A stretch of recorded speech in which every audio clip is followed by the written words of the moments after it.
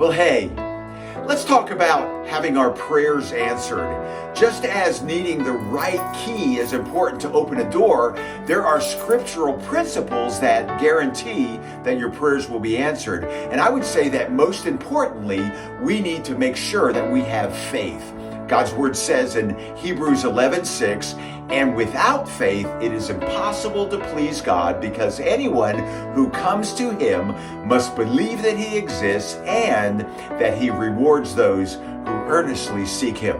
God doesn't necessarily respond to your need. I mean, look around and you'll see that everyone has unmet needs. So what does God respond to? God responds to your faith. But Satan will try and fill your mind with doubts. And when he does, you need to examine your heart to see what your heart says. Now, hear me clearly on this.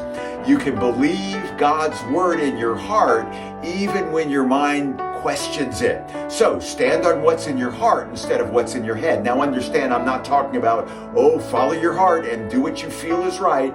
No, I'm referring to God's word that you have hidden inside of your heart. Sometimes doubt begins with distraction. When you're distracted from God's promises, you start to doubt. And as you focus more and more on your problems, your faith begins to waver.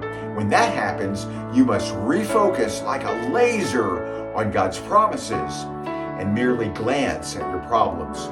Don't try to deny the problems, but give them very little attention. James 1:6-8 says, and when you ask, you must believe and not doubt, because the one who doubts is like a wave in the sea, blown and tossed by the wind. That person should not expect to receive anything from the Lord. Such a person is double-minded and unstable in all that they do.